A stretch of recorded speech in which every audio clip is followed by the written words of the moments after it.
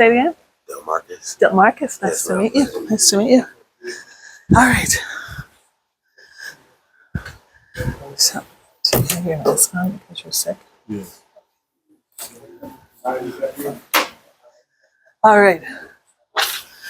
Morning, morning, morning, morning, morning, morning, morning, morning, morning. Okay. Taji. You messed up on the name. They did. Okay.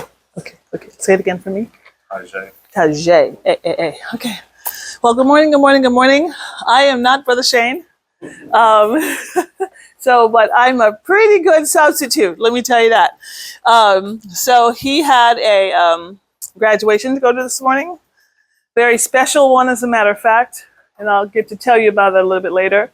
But you are REAP cohort number 16. Is that correct? Wow. Number 16. So there's 15 other cohorts before you, right? So we began this work in 2023 is when we launched our first cohort. And I think, what's our employment percentage right now? About 50%. Good, good, good. And what's the employment rate for, what's typical? I think it's 30 to 40%. Okay. Okay, good, good, good. So typical employment is 30% or so, right?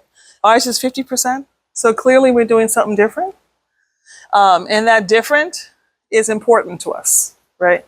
So we are not here just to do a job, although we do an amazing job. Brother Shane's amazing. He's amazing, right? There's no other, there's no other word. He's an incredible teacher, an amazing husband, an amazing father, a good friend, a wonderful mentor, and a true servant leader. And he's a good boss too. He's a good boss too. So there must be something different that we're doing here that's not being done elsewhere. So as you think about yourself and this work, and this is work, which is why we always start this class a certain number and we lose people. Because the truth of the matter, Cody, is that some people just don't want to do the work. And guess what, Howard, let me tell you, whether you are successful or you are failing miserably, you're going to still have to work. Right? If you are, my brothers and sisters who are still strung out behind Wendy's, every day they have to work to go get their next hit. Every day. You got to go to work. Otherwise, you're not going to get it or you're going to die. One of the two, you got to go to work. So whether you are there or whether you are like some of our friends are on the corner begging, if you want to get some dollars, you got to go to work. And it's hard work begging. You got to stand on your feet all day long and pretend to be happy when you know you're not. But you know what? It's work. Or you're managing an amazing multi-million-dollar organization. Guess what you got to do every morning? You got to get up and what? Go to work. No matter. You have to work. You have to work to fail and work to be successful. So I guess if you're going to choose to work, which one are you going to work for? Work to fail and just stay miserable then? Like just miserable? And keep on working to be miserable? Or you're going to work to get to your next level? Right? So Sean, if you're going to put in the work, and you got to put in the work, you have to put in the work. I mean, people will do amazing things to go find that money to go get that alcohol. That is work. And it's, guess what? And you have to be really, really, what I would say, ingenious about it. Like, how many people do you have to talk out of getting some money to go get your next thing? That's work. Either way, it's work. Look at the person next to you and say, either way, you gotta work. If you want to get your children back, how many of you have children? You want to be reunite with your children? Guess what you're gonna have to do?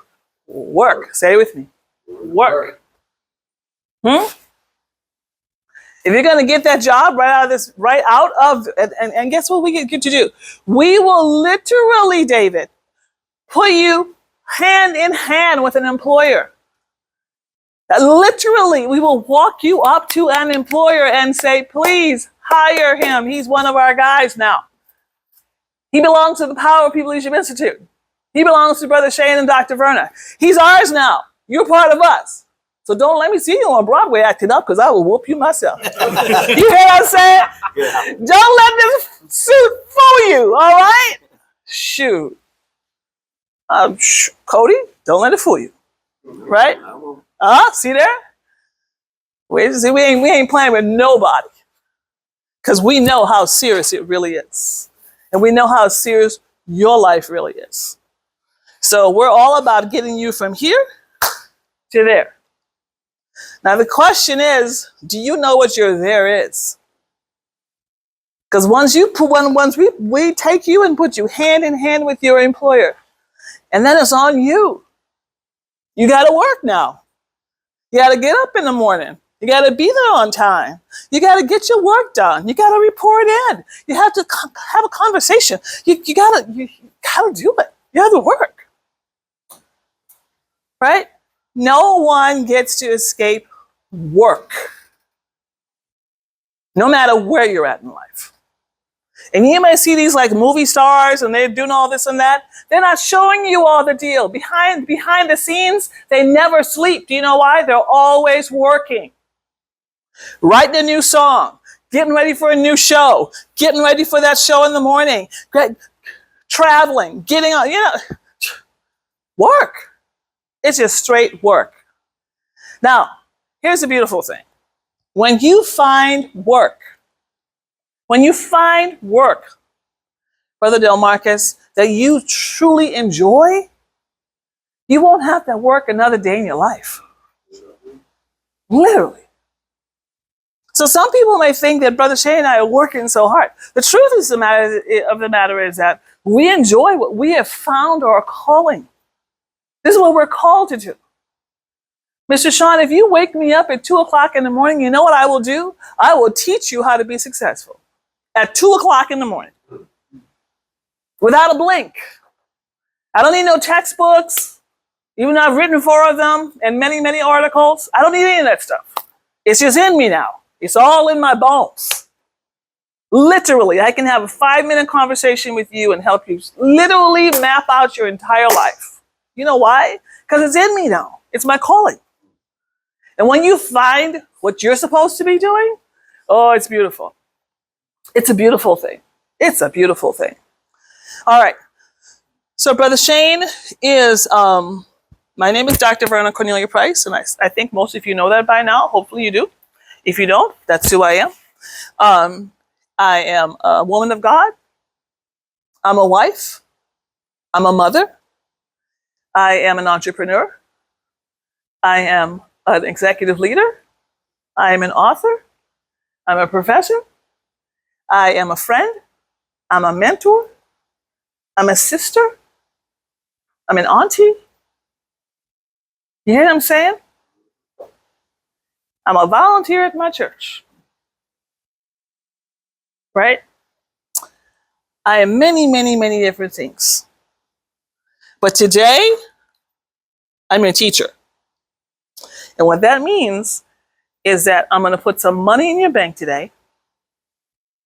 And what that means is that anything that you take out of this class today, you are going to use to be successful.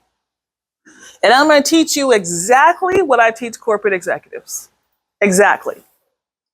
I'm going to teach you exactly what I teach top business professionals. Exactly what I teach top government professionals. Exactly. What I teach principals. Exactly. Okay? Because you are our students now. And that means that you get to learn whatever it is that's come to us. Okay? All right. So before we start, I just want to make sure that you know where you're at. Oh, look at that. Who wrote that on the board? That's so nice. Oh, I thought you did that. of course I didn't. Look at that. That's so nice. Okay. All right. I like the purple too. All right. Go ahead and stand up on your feet. Go ahead and stand up on your feet. One of the things that we do in the Power People Leadership Institute is we give you new words, right? Because words create life. That means the minute that you say it, is it true? True, correct. The minute that you say it, you're giving it life, and it starts living in your life. So when you say a word, it's like it becomes alive. It's just like you're like giving it breath, and it becomes alive in your life. Which is why you will always remember what someone said to you, because it's alive in you now. It's walking around in your mind. Some of you still remember what your parents said to you. Especially if it's something negative, it stays in there. And it just bounces around in your mind. Sometimes bounces in your heart, right? Bounces in your emotions. Why? Because words are so powerful. So I'm going to teach you some new words. These are called affirmations. You're taller than you look when you were sitting down. Nice. Put your hand on your heart. This is called the change affirmation. Say it loud and say it proud. Why do I want you to put your hand on your heart? Why? Why do you think? Sincerity. Sincerity? That's a good reason. Why? Huh? I said you tell me. I know you, the student. You tell me. Feel your heart. Huh? You can feel your heart. You can feel your heart, which is really important. Why else? Who owns your life, by the way? Hey. Who owns your life? The DOC own your life?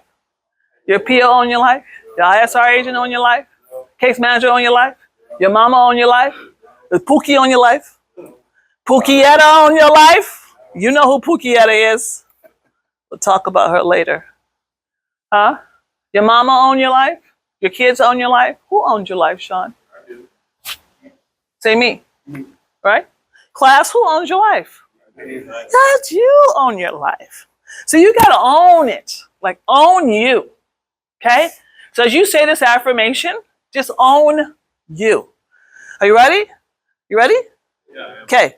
This is my life. This is my life. Let's say it like you actually have one. This is my life. This is my life. And I get to change it I can change when I want to, when I want to, how I want to, how I want to, if I want to, if I want to. because the Creator gave it to me. Because the Creator gave it to me. And that makes me And that makes me very valuable, very valuable, very important, very important, very lovable, very and extremely powerful. extremely powerful. And nobody, Nobody, and nothing, and nothing, no thing, No thing. no thing can ever change that. Can never change This is my life. This is my life. And today, And today, now don't say this if you're not for real now.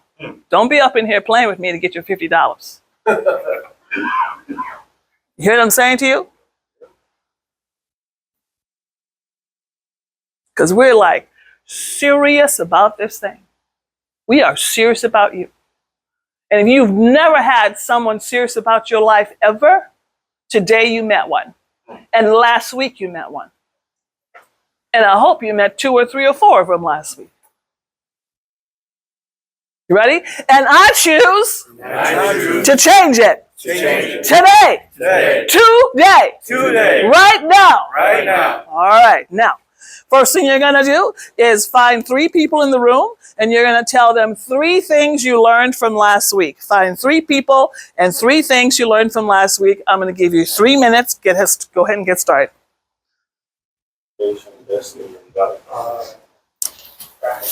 3 things. Find 3 people.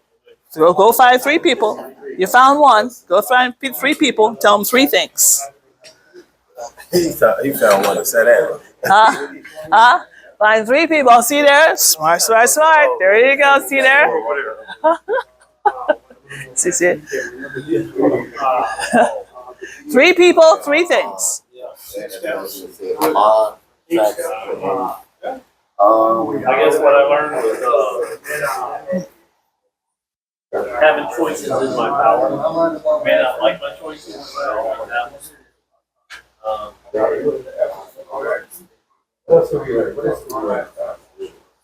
Yeah. Yep. Oh yeah. And the Hey, Brother Ryan, may I have some water, please? Mm-hmm. and the two routes that we take, you know, track 1 and track 2, and now we can get off usually on track 2. Okay, good. Track 1 and track 2, track 1 line. Thank you so much. Appreciate it. School. 3, did you find 3 people? No, you found 2 people. Because you count as 1, and there's 2. Aha! You get 3 people. You need 1 more person to meet. Track 1 and track 2 line. 3 people. 3 minutes. You have 1 more minute left.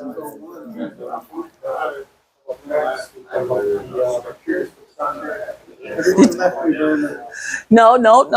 Go find your 3 people, Sean. Go on over there, find 1 more. No, go find 1 more, Sean. 1 more. You need 1 more. You know, they influence our behavior. Each step. Or they say that you're in the house to eat. Right. But you know, feel that you lay down a little. Hey, Mr. Ryan. How much did Brother Shane go into the bar? Nah, he just went into it with the 5 parts itself. Your mind has what you was created to do. But he didn't go super deep into it. He didn't go to power. Like Okay, 7 got it. steps. Perfect. Okay. You know, I guess it boils down to you choose to behave, you choose to. All right. Okay, why don't you come over here? Let's circle up here. Come on over. So circle up. Let's circle up over here. Put these chairs in. Circle up. Circle up. Put those chairs in for me, please. We're gonna stand up. I got an MRI coming up in about 2 weeks. Okay, let's circle up. Circle around. Circle around. Come on. Come on over. Circle up.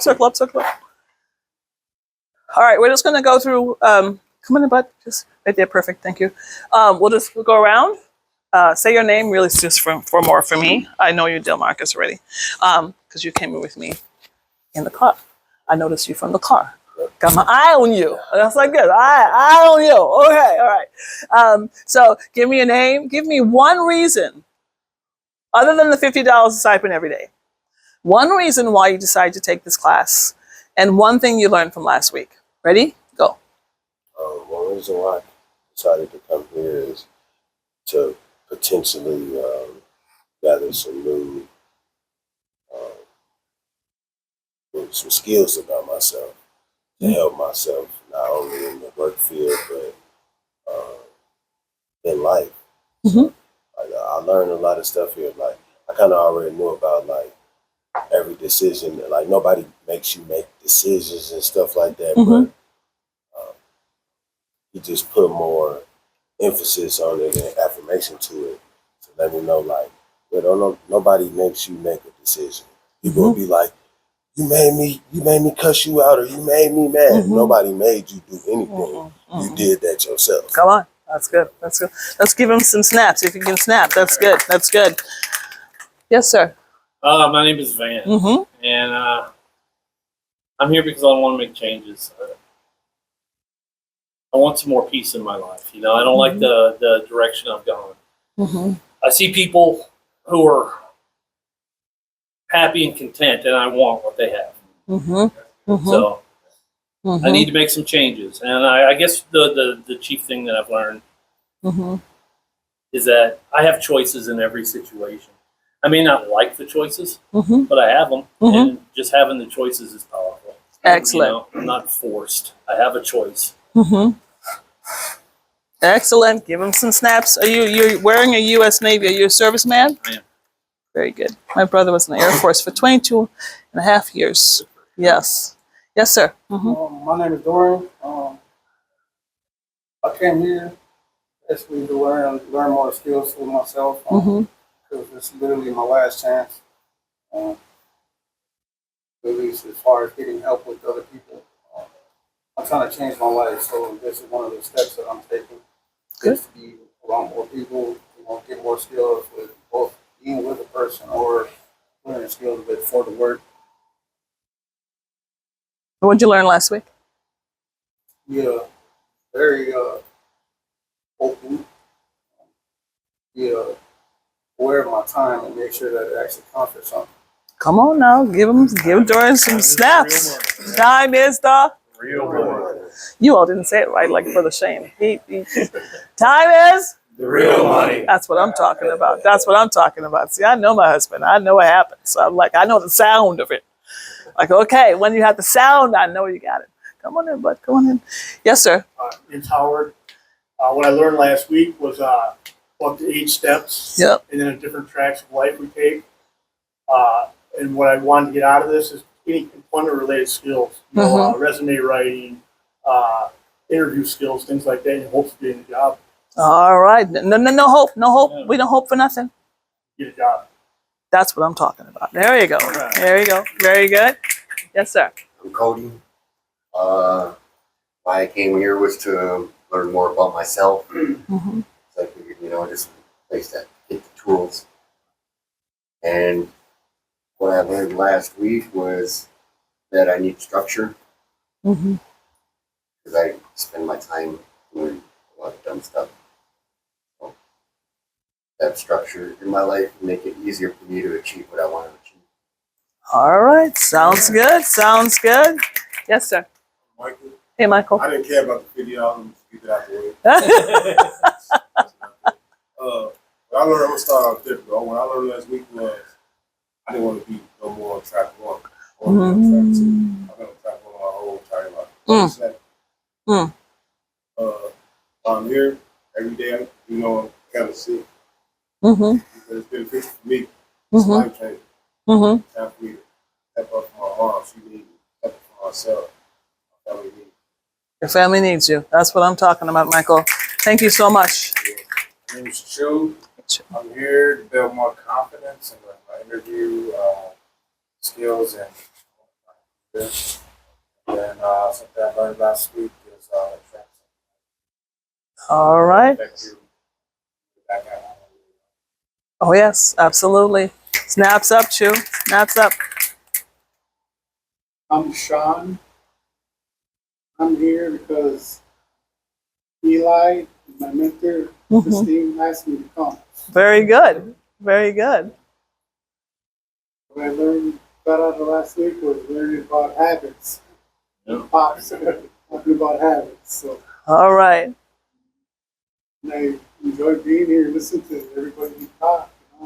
I like to listen. I don't really like to talk. You're doing great. Good job, man. All right. Give him some snaps. Yes, My sir. name is Vane. Bang, I didn't shake your hand before. Welcome, welcome. My name is Vane. I'm here for the experience, the education, Come on in. the knowledge. Come over here. What I learned from last week is time, love, track. Thank you so much. Perfect. Yeah. I get sick if I don't come here.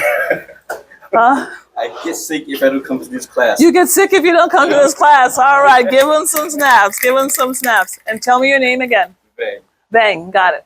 Come on over, sir. You're going to come right next to me right here. Give him a hand for being late. Oh! How you doing, Dr. Verna? How you doing? I'm Stanley Lomez. Hey, Stanley Lomez. Nice to meet you. We're saying why you came to this class and then one thing you learned from last week. For me, my name is Dave. Came to this class to learn more about interviewing. Been having practices as not just here, but actually jobs since I've been coming here. One thing I've learned is the 4 different types of people and the 80-20%. Oh, 80-20 is a powerful idea. And 4 types of people, boy. Sounds like you've been listening. I like it. This is great. Yes, sir. My name is Jesse. I originally came for just to like get help trying to get jobs and stuff like that. My goals have changed, and it's more about proving my self-worth and changing some of my thought process on who I am and my self-confidence. And a lot of that is what I gathered from last week. And even though I'm not suffering pain, I'm not receiving the pain anymore. I'm still suffering from the pain that I've received. So I'm trying to get out from the suffering. And that's what I got from last week. Get out of the suffering. That's what I'm talking about. And here's what's so beautiful. Is it Jesse, right? Yes. Jesse. What is so beautiful, Jesse, is that as you do this work, you're like opening up a whole pathway to get whatever job you want. Because you're not after the job. The job is a natural outcome. I get offered jobs all the time. I haven't applied for a job since I was 25 years old. No. 22. Every job that I've had in my life, people have called me and said, I heard about you. Will you come and work for us? It's a natural outcome. Do you know why? Because you have begun to understand who you really are. And when you understand who you really are, and you walk around this earth like who you really are, people are attracted to that. And they'll say, well, what about that one? Literally at our graduation, when our employers come, they'll say, Dr. Verna, what about that one? Who's he? They will notice you in the crowd. Because there's something now that's coming out of you.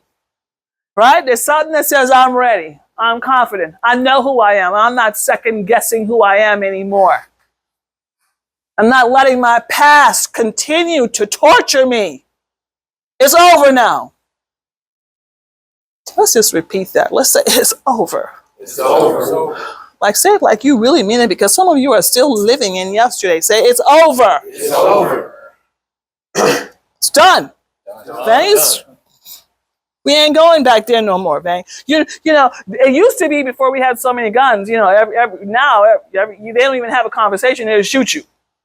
Yeah. Right? These little kids have guns because we've weaponized our youth. It used to be on the playground that if you have a little dispute, you draw a line in the sand and say, you better not come over here. Right? In other words, like, don't cross this. Don't cross me. I'm done with you now. It's over. This is my line. Right? In your life, you got to draw a line. You say, I'm not going over there no more. I am done.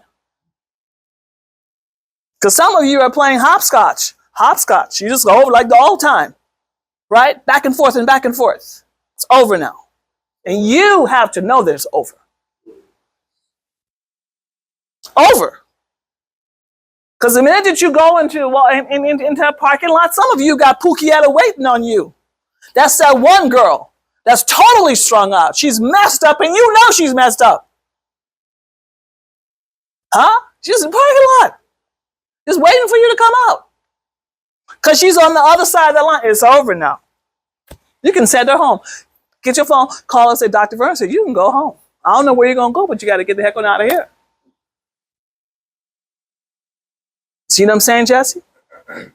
Give him some snaps. Good morning, Brother Eli. Bishop Ellis. Go ahead.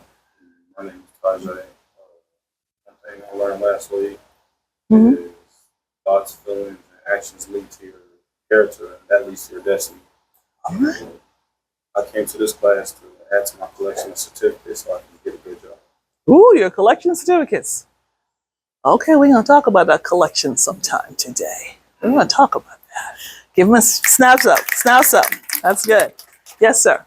My name is Chris. I came to because I ain't never had a job, and I was came to learn how to do an interview, Mm-hmm. resume, all that. And I learned about the book, the 4 people in the life. Mm-hmm. Mm-hmm. And I'm trying to eliminate them. Hey. Snaps up. Snaps up. Yes, sir. How you doing? I'm All Stanley Lomax. And I was coming for some hours. If you don't get no hours in the halfway house, you can't go home. See, you know what you're saying a little bit? I love that. That's just straight honest. I am coming here to get my $50 so I can go get another hit. I'm gonna sell it to somebody, and then I'm gonna sell a certificate to somebody, and then they gonna give me $40 for my $50. I'm gonna get some real cash so I can go get another hit. I need some hours. Get me out of the halfway house. I need some hours. I need to keep on going. No, Go I ahead. don't get the $50. I leave at 1 o'clock. There you go. There you go. I don't love get that. no reward from this. Look at but you. Going home on the weekend. That's right. All right. So, That's your reward. yeah, that's my reward. That's a big deal. Moving around so my family can come see me. There we go. All right. All right. I don't Getting get her no out. reward, no $50, no 45 cents, no nothing. That's I'm coming good. on my own That's good. because I need that. No. You're not coming on because you need those hours. That's what I said. That's I'm why coming you on my coming. own because I That's need right. that. Yeah, right. That's right. So that is your $50. What I mostly learned because I met some new people. You know, Okay. I'm learning what they've been going through. That's good. Besides what I've been went through. Mm-hmm. What they doing right now, I did 15, 20 years ago with the class they give us in the federal system. Mm-hmm. So it's the same thing. Y'all coming in and say the same, you know, stop this, do this, you should change that. That's what I learned mostly. But mostly, I done heard it all before. Most of it. Not your book, but mostly who you brought the people in your life or who you should get out your life and what type of people you should Did you just be get around. home? I just came home a month and a half ago for 23 years. Okay. So Okay. that's mostly what I got from the class. It's a good class though because you know some good people in here. So what'd you get from last week? Last week I got a sandwich because I really got everything before. I didn't had this class before. I'm saying I didn't had this class 15 years Give ago. me a specific that you got from Brother Shane last week. You want me to keep? Oh, let me tell you one. Give me some details. From the, you know, I want some details. because you Yeah, went yeah. through the pain and then you starting to suffer and you trying to cure from the suffering. Okay. That's one. Okay, let's give Stanley. Oh, I love that. were you in our class on the inside? On this, I'm here mentally. No. What you Were mean on you the in a Power People class on the They don't have inside? it in the feds. They don't have it, but they had classes that's like this. Oh no, you haven't been in this class. Okay, okay, all right. So I just want to make sure. I was just like, am I talking to a pop guy? I don't think I am because your language would be a little bit different. But there we go. Oh, okay, good. You're good. Okay, all right. We'll get there. You'll get there. You'll get there. That's You'll what get this there. class is. Oh, okay. let's get. But they call it reap at the halfway. Let's give us some stats. Let's get some stats. After subdivision. I'll explain that too. All right. So, and I pushed Brother Stanley here because it's important to know what you really know, right? And I mean, like really know. And you don't know really, none of us know anything until we do it. Knowledge is not knowledge until you do it. Up until then, it's just information. And we want to make sure you get beyond information to true knowledge. That means application. That means like whatever we say in here, you're actually doing. And you're not doing tomorrow, you're doing right now. You're doing right today. You're practicing. It's called experiencing the information. That's how change and transformation takes place. Because we have all heard a lot of stuff, right? And as a professor, it was very clear to me that you can go to many seminars. You can go to many, but you know what? The question becomes, are you doing the work? And I'll know you're doing the work. I'll know if you're doing the work, right? Because I've seen it. I know, Sean, I will know. I will know. I will be able to look at you, talk to you just for a couple of minutes and know if you're doing the work. And this is about changing and doing the work and getting to your next level. All right? So as you have a seat, I want you to be thinking about one big question. And please open up a brand new page, today's date, and put my name on it. And big question is, in 5 years, what do you see yourself doing, or who do you see yourself being in 5 years? And when you go back, I want you to write down 3 sentences about that question. What do you see yourself doing? Who do you see yourself being in 5 years? In the year 2031. And today's date is June 6th. On June, On June 8th, thank you. On June 8th, 2031 at 10:40 a.m. Who are you and what are you doing? On June 8th, 2031, that's 5 years from now.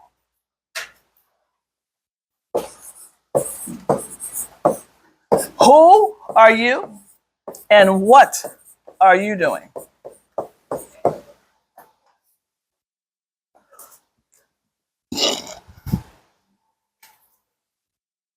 Give me 3 sentences about that. Write it down.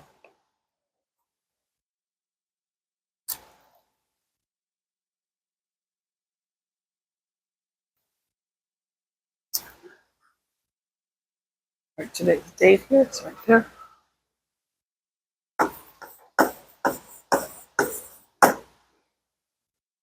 Today is June 8th, 2026. And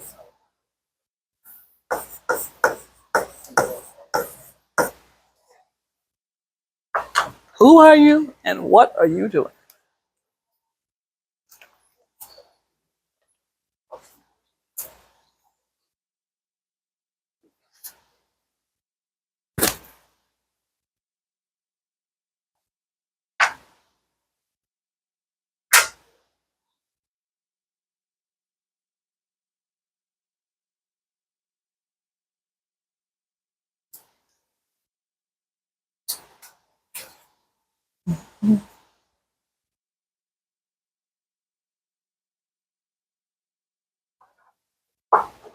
You pen?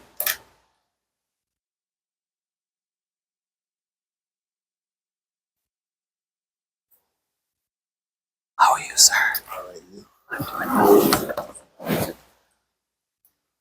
Hey, Mr. Dukes. I ain't getting no hard this Oh, that's because you were too busy working. morning. Hey, Mr. Dukes. How are you? I hear you just going through. God is with me. I have no other way to explain 3 accidents and I'm not six and nine. Last one, I was able to have a history of my truck. Where the enemy's trying to take you out. Trying to seriously take you out, buddy. In 2031, who are you and what are you doing?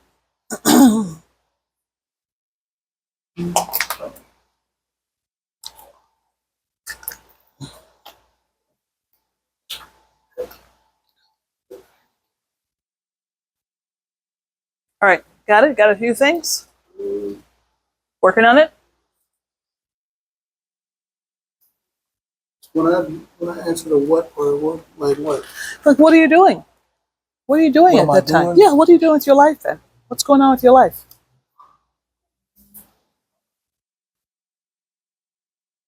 Mm-hmm.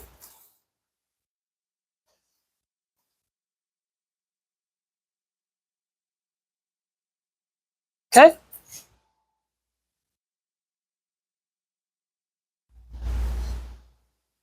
You good? Did you start writing it? I'm trying my phone.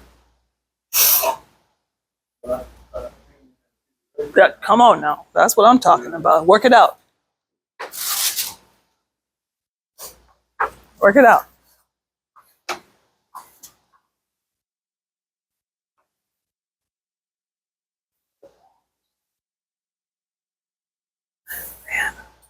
For your homework that Brother Shane gave to you, how much of the book were you supposed to have read?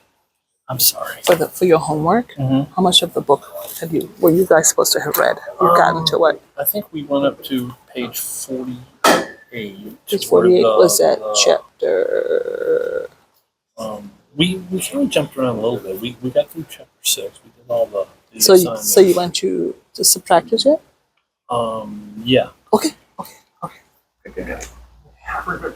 Huh? Yeah. I remember that. All right. Distinctly. Sounds good. All right. Sounds good. The other two, the 2 L's or 1 L? It's 1L. It's 1L. But for your writing, you're the only one reading it, so we're good. It's 1L.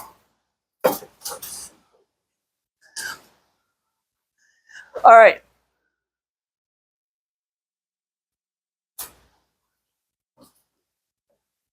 So just write this one sentence. On June 8th, 2031, who am I? What am I doing? Okay, that's what you're writing now. And then you're writing some thoughts about that. And then I'm going to erase this. You're about to erase that with that. I am. It's fun. I know. It's a smart board.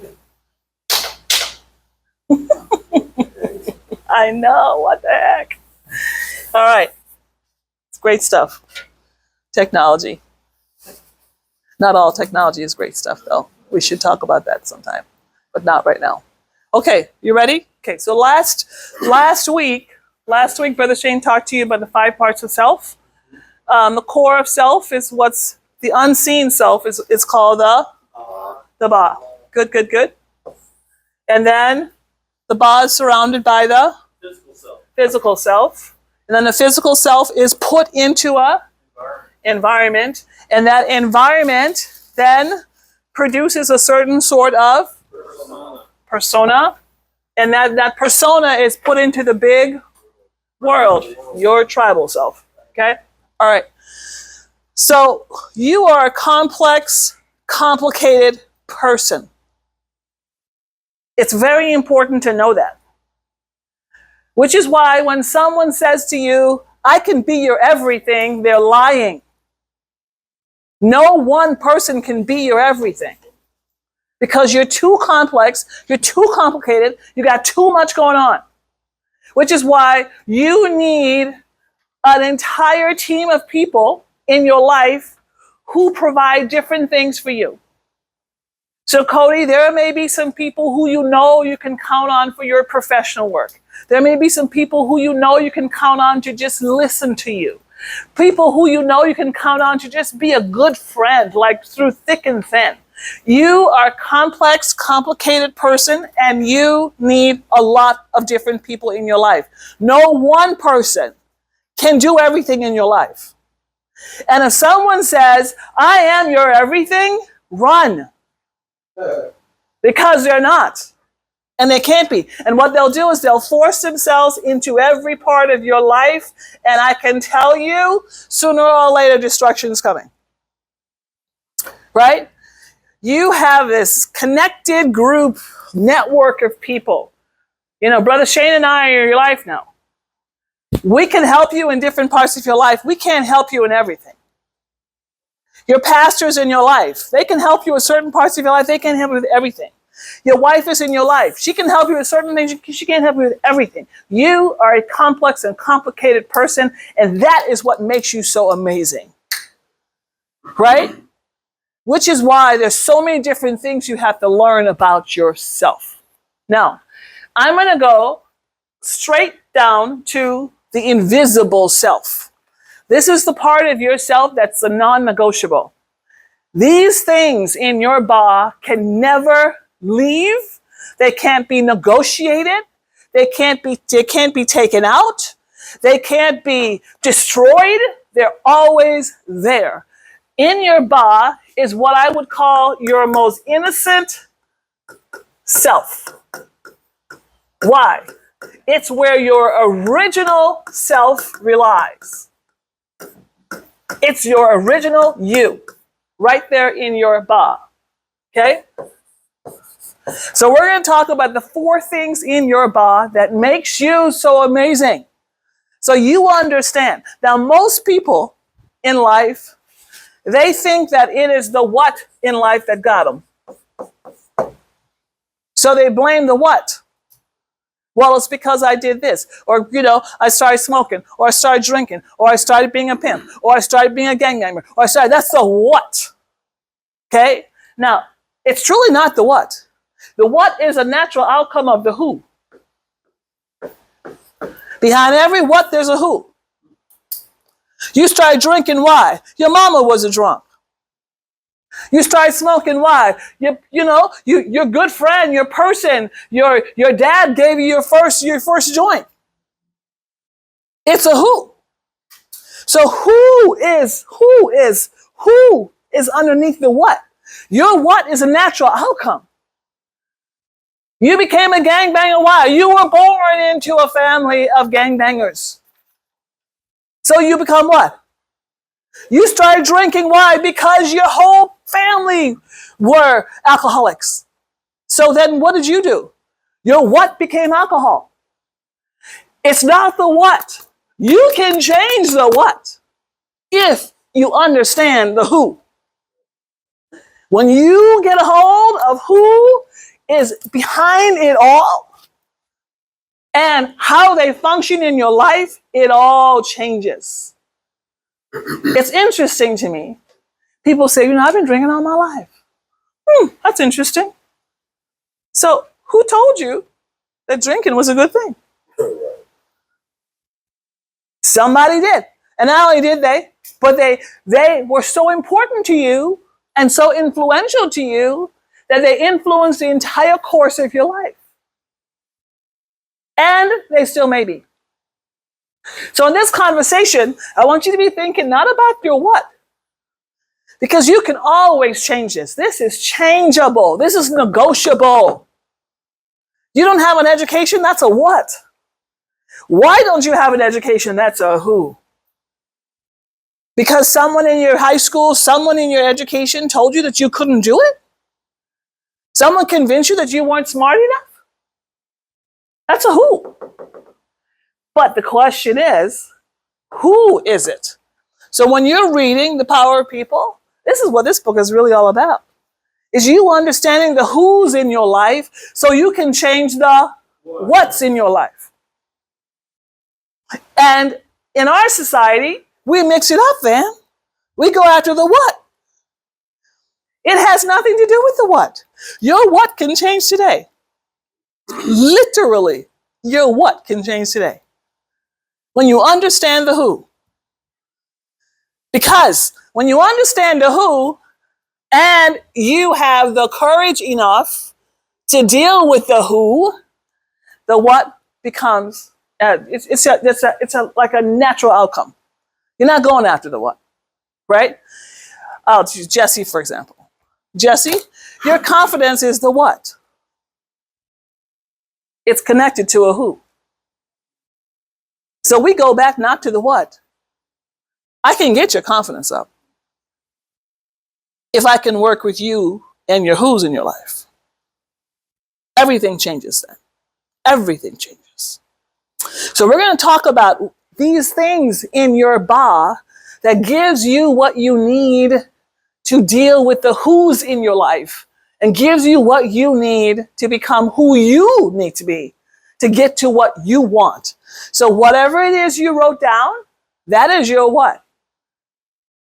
Right? Where you want to go in life, what do you want to do in life? But I am really important. I am really, really interested and absolutely determined to help you understand who are you going to be. Because guess what? When you understand who you're going to be, Vang, you can literally change the trajectory of your entire family. Your children will never have to go your way. Because you are the who. And you change who you are. And people are attracted not to the what, they're attracted to the who. For every young man who becomes a gangbanger, it wasn't because the what of gangbanging is very simple. You're young, you're healthy, you ain't got no sense, and you're looking for somebody to love you. You're not looking at the fact that I'm going to put a gun in your hand and I'm going to tell you to go kill somebody. I'm going to put some drugs in your hand, and I'm going to tell you to go have fun. That's the what. The who is the person behind it going, I got you. I got you. Your family. You belong here. We'll protect you. We'll take care of you. That's the who. That's what got you. Because if you looked at just at the what, you go, but it was the who. And the who's, let me tell you something. This is so interesting. What did I just do? I just did something. I moved it. Oh, this is fun. I don't want to go up or down. Oh, what is that? This is really fun. Okay, stay.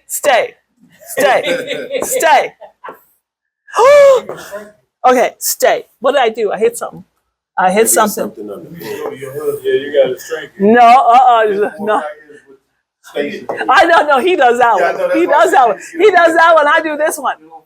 Is it something on the pen? Oh, I got it. Okay. All right. What's supposed to be in here? What? What's supposed to be in here? Who? Excellent. Okay. All right. So let's go to the bar. And it's the invisible, non-negotiable part of you. I can't see it, but I know it's there. And when you understand what's in your bar, your who changes for the rest of your life. And not only that, but you will understand who the who's are around your life. All right? Should we start? Okay. So on your paper, you're going to draw a big circle that says ba, and then you're going to draw like a cross in between your ba. Draw it on your paper. Okay? A big circle that says ba, and a cross in between your ba.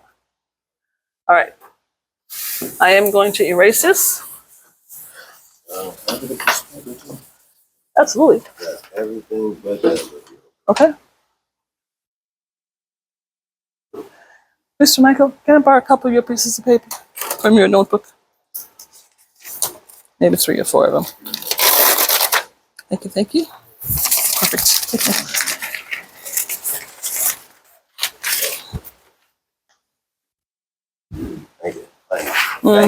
Okay. All right. So you're drawing a ba right here, and you're drawing a cross. Okay. The ba has 4 things. First of all, the ba is your spiritual connection to your creator. It's your original self. It's the part of you that your creator connects to. Which is why anytime, and I say anytime, that you get to the place where you call out to your creator will answer you. Because it's a spiritual connection. It has nothing to do with the physical world.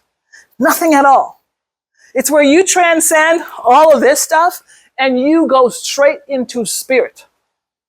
So, which is why the ba cannot be changed. It's unchangeable. It's not negotiable.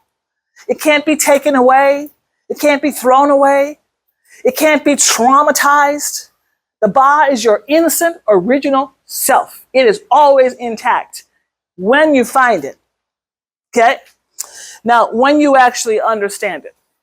So the ba has 4 things. The first thing the ba has, which you've already talked about, is time. Okay? Now, the reason why time is so incredibly important, because with your 24 hours a day, how many hours do you have? 24. Okay, do I have any more hours than you? No. Does Brother Shane have more hours than you? So, as you use your time, you begin to practice a life. That practicing of a life becomes something called your habits. And a habit is simply a practicing of your life. Today, you're practicing for something. Now, you can practice to be successful, or you can practice to be a failure. You can practice to win, or you can practice to lose. You got to win. That's why I'm in it. You have to, but you had to practice it. Right? So time is what you get to practice in life, to get the habits that you need in your life to become who you want to be. So those 3 sentences you wrote down, to get there, you're going to have to use time. Now, if I did an analysis of your life, outside of this class, which is what you're supposed to be here at 10, and we're done at what time? 3, okay? But what time are we actually done teaching? About 2:30ish, and you do your checkout stuff, right? So we know that that's a good 5 hours of your day, right? Do the math. 5 hours of your day, how many hours do you have left? 19. Perfect. I like that. Okay, now you sleep about how many hours? Average. You sleep 10 hours? Oh, we're going to have to work with you. Oh, average. 8. Okay, so the research says 8. You know, I do 5. You do 6 to 7. Okay, so let's settle on 7. Okay, and we're gonna work with Jesse. Who's this? David. Oh, Jesse's like, no, not me, Dr. Verna. It's David. Okay, how many hours do we have left? 12. Perfect. Okay, so now we have 12 hours left. Let's say we're just gonna give you 2 hours to eat and take care of your hygiene. Okay, you gotta take a shower, eat, go to the bathroom, all this stuff. Okay, so let's say we give yourselves maybe 3 hours. Okay, now how many hours do we have left? 9. Okay. Question: what do you do with 9 full hours? Now let me just put this in perspective. It's 11 a.m. now. 9 hours from now, it's going to be what? 8 p.m. From now to 8 p.m., what are you doing with that time? Working. Okay, so you're working? Good. So you're working how many hours? I want to work the whole night. Okay, no, I'm talking about right now. Oh, I'm working right 5 hours. No, we already got you 5 in. We took your 5 in up here. Oh, 5, we got you 5. I'm talking about right now. Huh?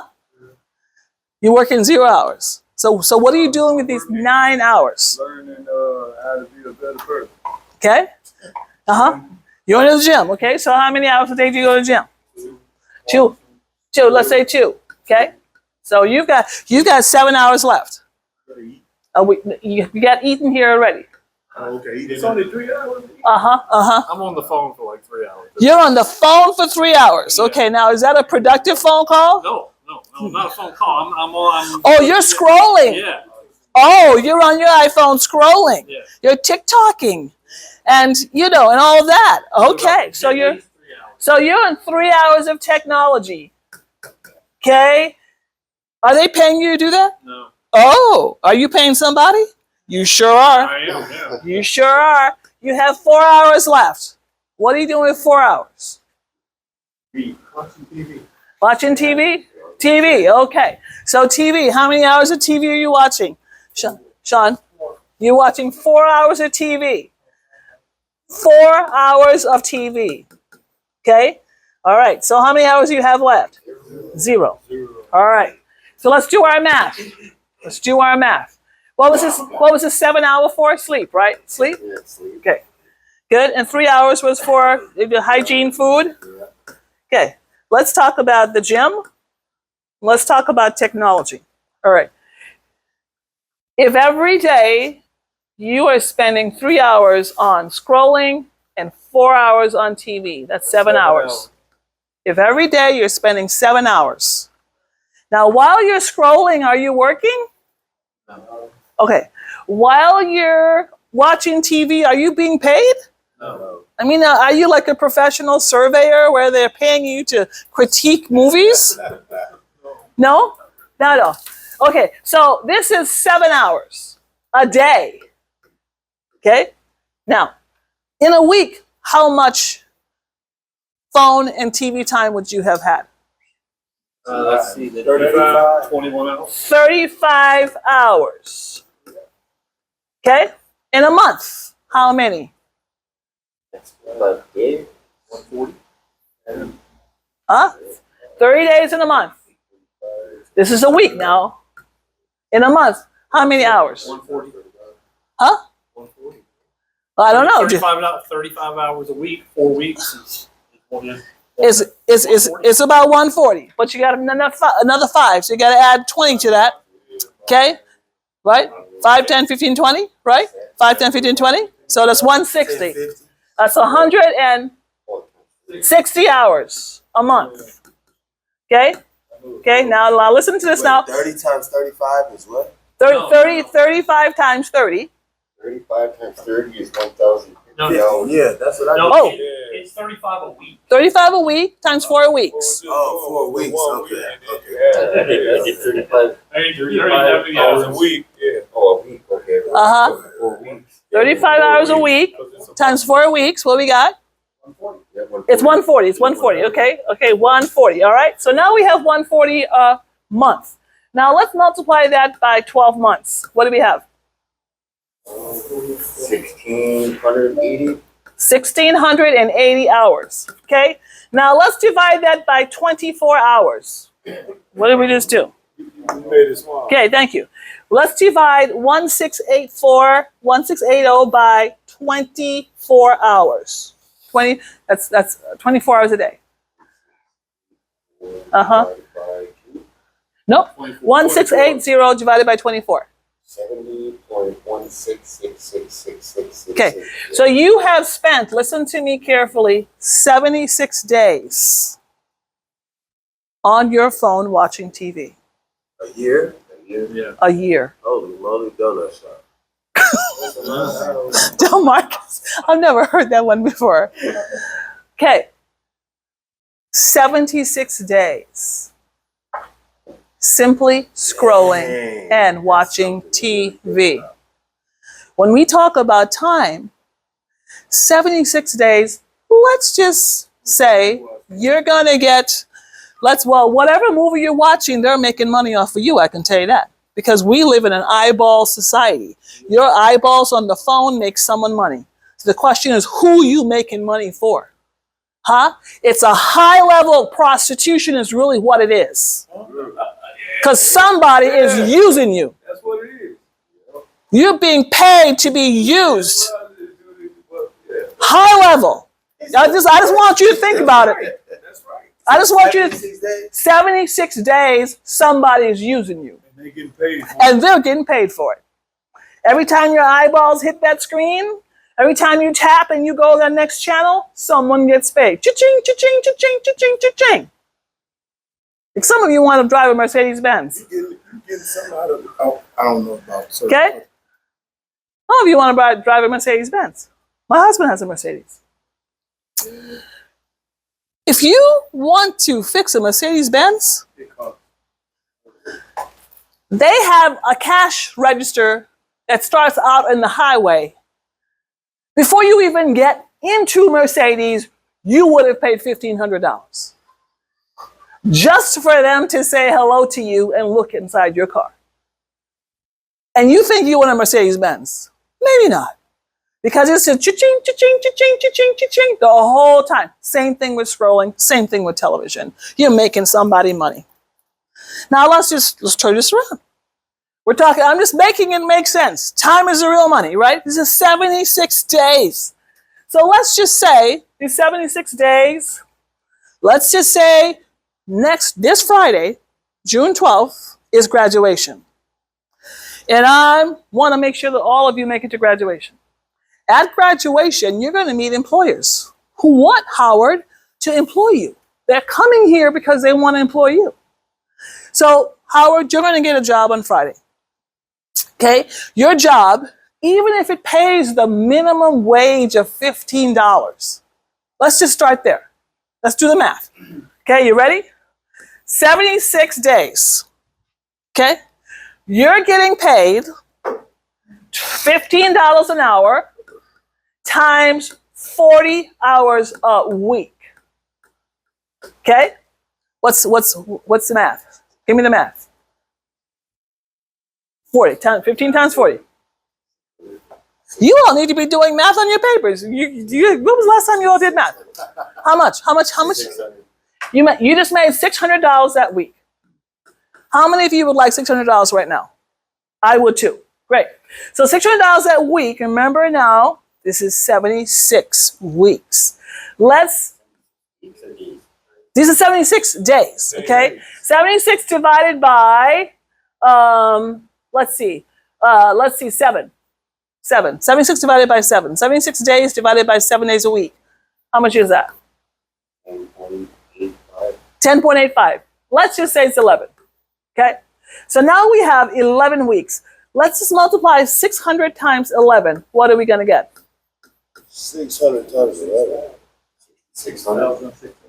$6,600. $6,600. Okay? How many, that's 11 weeks of work. How many of you could use $6,600 right now? Okay? Okay, so $6,000, that gets you out of the halfway house, that gets you a down payment, a deposit into your new apartment, that gets you a savings account to have a little bit of reserve, that possibly even gets you, on the way to maybe a little hoopty, which is, a little car that gets you down the street, right? 76. But here you are, you're busy scrolling and watching TV. And you're leaving money on the table.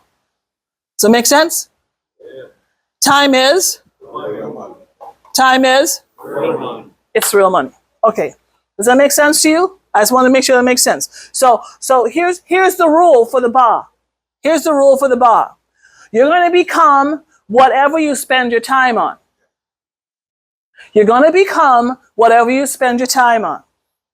You want to be a great father? Spend time with your children. You want to be a great husband? Spend time with your wife. You want to be a great student? Spend time going to the university, and you're supposed to be in college, just so you know. Right? You want to be a great teacher? Spend time studying. You want to be a great pastor? Spend time studying. You want to be a great boss? Spend time with your employees. You gotta spend the time. You want to have your own business? Spend time working on it so you can have your own business. Because time, the goal for time is never wasted. And we live in a society that is teaching us how to waste time. It's teaching us. We're professional time wasters. Let me tell you, I use every second of my day. Every second. I'm up early. When I get up early, I'm drinking my tea, I'm reading my Bible. My husband gets up, I make coffee for my husband every morning. I get my husband some coffee, we sit there, we do a little devotion together, we talk about the day. I make breakfast for my children, get them going, off to my office, work every second I use. And when I sleep hard. Why? I want to go straight to REM sleep. Straight to REM sleep. I don't want to lay there going, oh, no. By the time I get to Del Marcus, let me tell you, I am so exhausted, I go straight from here to REM. You know what REM sleep is? That's where the deep, deep sleep, where you can actually get. So when I get up like this. Let's go. Time to go, Cody. All right, Van, let's do it. Energy. People go like, what do you drink? I don't drink anything. I have my little cup of tea. I drink my little, my little water. That's it. I don't need no drugs. I don't need no nothing, Van. Can you imagine me with a substance? Yes. It would be problematic, Van. I would be a problem in the world. What does REM mean? Random eye movement. Rapid eye movement. Rapid eye movement. That's where you go sink into deep sleep, right? And that's where your body. How do you do that? Yeah, that's why I only get 4 hours of sleep a night. You work hard. Your mind is going. And your mind is going because of the who. That's the what. The question is who's bothering you? Yeah, you said to that one. All right, see there, I'm not finna play with you either. So come on now. Don't let this suit fool you. Let me tell you that. Okay, so what's the rule for time? Never waste it. Never waste time. So here's my question for you. Okay? Where do you need to retrieve? What does retrieve mean? Take back. Where do you need to take back your time? Where do you need to take back your time? Okay? I'm going to give you 2 minutes to take a 2-minute break. Grab yourself some coffee and tell at least one person, where do you need to take back your time? Okay? Go ahead. Okay, let's 5 minutes. 5 minutes, that's it. 11:15, no, it's 11:14.5. So when my husband and I started our organization, we started it by me teaching my book to girls at North High, and I created a program called Girls Taking Action. And then he got a call from Faribault to teach the book in prison, at Faribault Prison, and he said, "We know, sweetheart, how about if I use your book and teach a course in Faribault?" I said, "Yes." So when it came time to name our institute, we named it The Power of People, based on my book, The Power of People. So when you hear pop, it means power of people. So when you hear pop guy, power of people guy, that means that that's someone who's been under our teaching. And it is a very important title, and people who actually get that title means that they have been under our teaching, and they're not only have been in our courses, but they're actually doing the work it takes to be a pop guy, which means that you've changed your life. You're no longer on that other side of the line. You're on this side of the line, Power People. Now, Power People, right after we started Girls Taking Action, that program with the Power People in prisons became the replanting program, we call it, because replanting, we don't really believe in reentry because reentry is a failed experiment. I can tell you, I'm just talking my time here, in the Department of Corrections and federal systems as well, they have a time, the minute that you walk out the door, go ahead, Demarcus. The minute you walk out the door, they put a timer on you. And their budget is based on that timer. They know that a typical person walking out of a prison door in 3 to 6 months will be walking right back in. If there is not a major intervention. So when you walk out that door, they put that timer on. Click, click, click, click, click, click, click, click. That clock is on you. 3 to 6 months. You're going to be right back.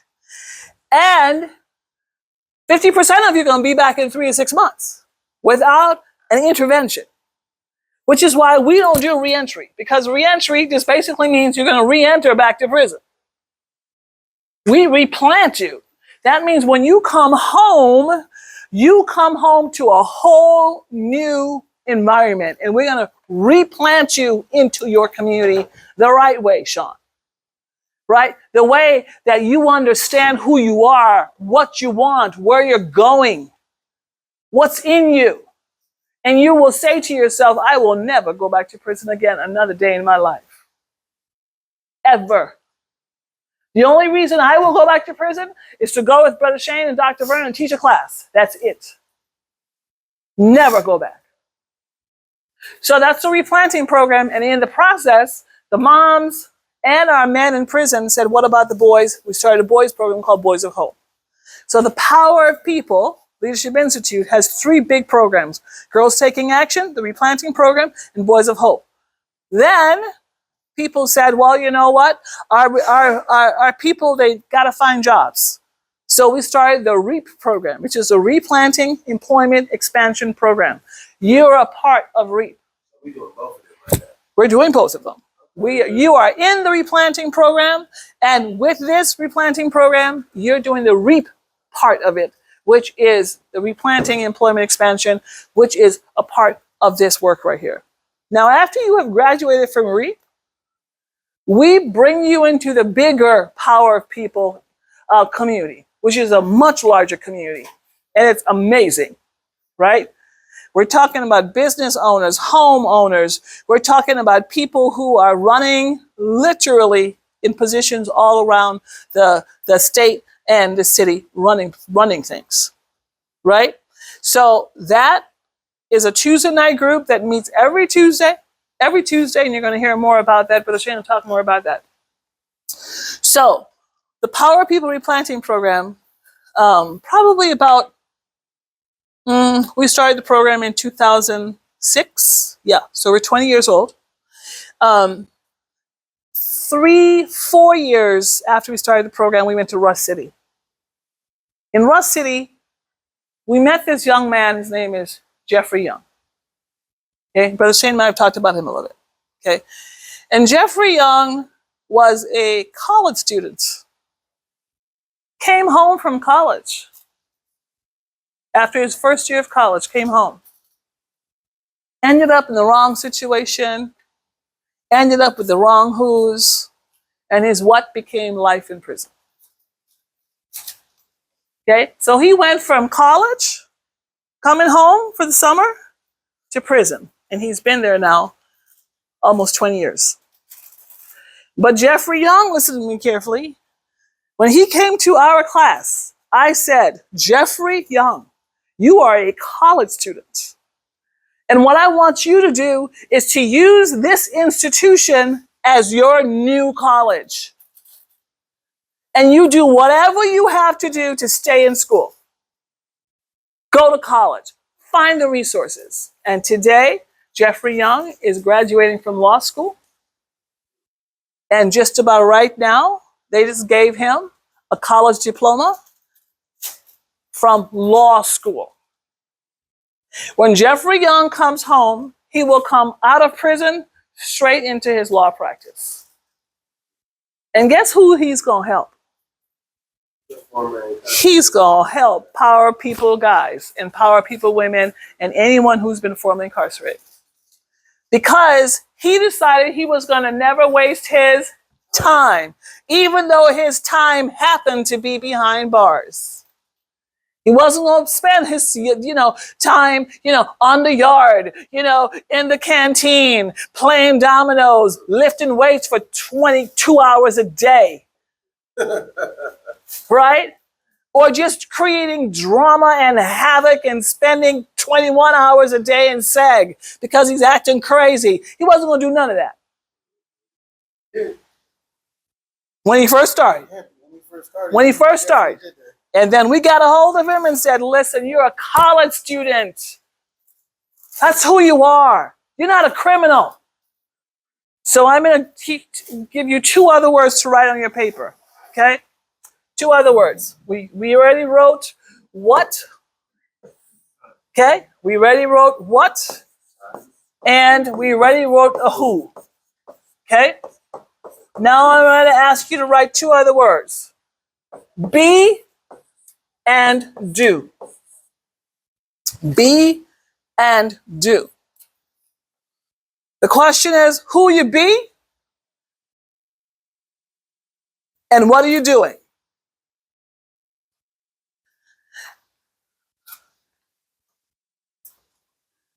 Jeffrey Young did a crime. Is he a criminal?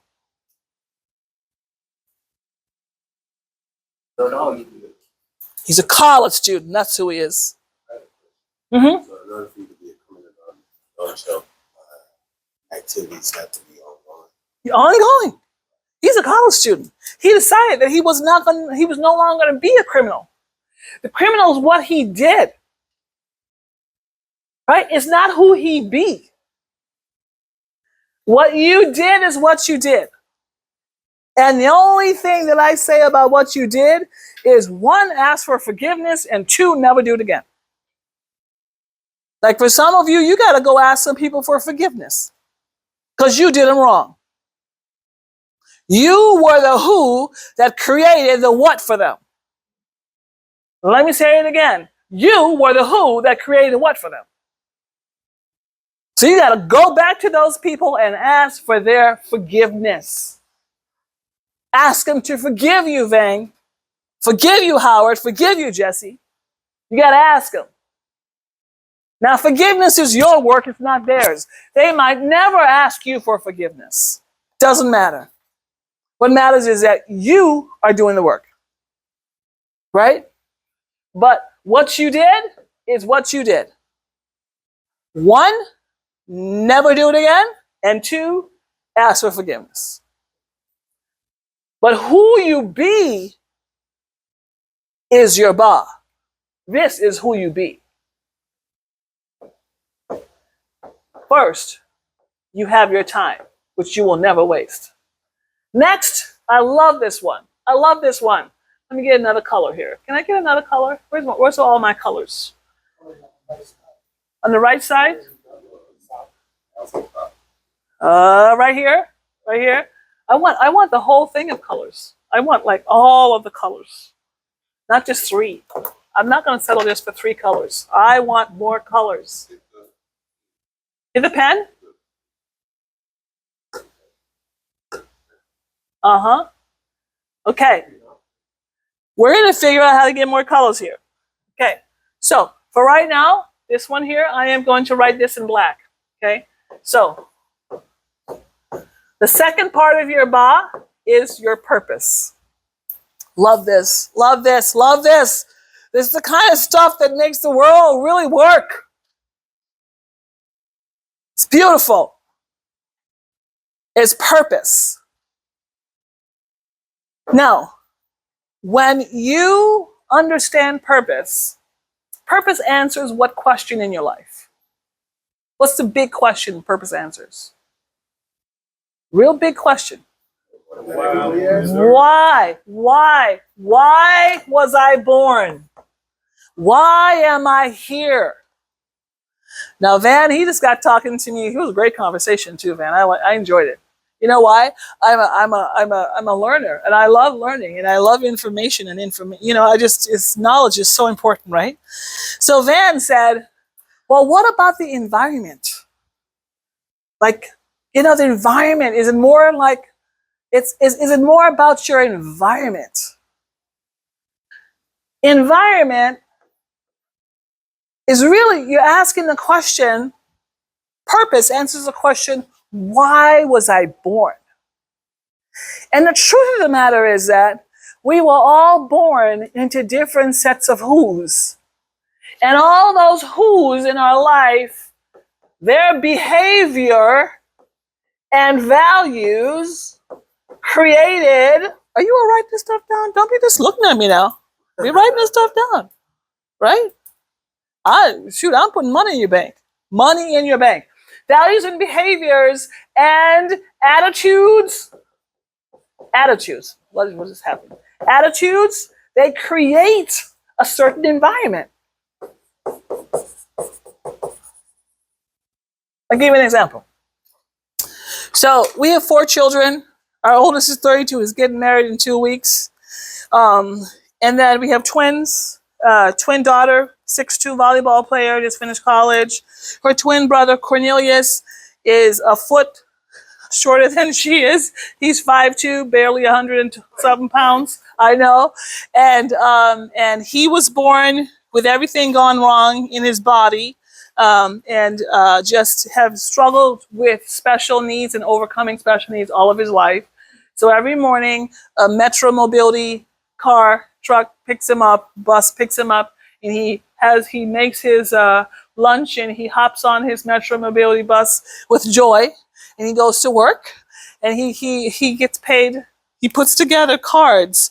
And for every piece that he puts in an envelope, he gets paid 25 cents a piece. And so he has his own bank account. He has his own little debit card. He loves to go to the dollar store. And and so, but his twin sister, you know, 6'2", gorgeous, African, brilliant, beautiful girl, smart. She had the body, she had the brains, she got everything, right? And here's Cornelius just barely surviving, literally barely surviving. Last night, we had family supper, and Cornelius is the one. He's our family guy. Cornelius will say, "Mom, call my brothers and sisters, let's have family dinner," and he will put the table together. He will make his hookup juice. His hookup juice is where he like puts apple juice and orange juice and I don't know, whatever, you know. A hookup juice is called. I mean, every juice and Sprite that he can find in the house, he puts together, and it all comes together as a hookup juice. And just so you know, if you're sneaking on your phone while I'm talking, I'm gonna take the phone and throw it in the Mississippi. I just want you to know that. Okay, I just want you to know that. I will take the phone and throw it right in the Mississippi, it's right across there, or I will keep the phone because I can use a new phone. All right, just so you know. So Cornelius, you know, one might think Cornelius didn't walk and talk until he was 5 years old. And one might think like, so what's his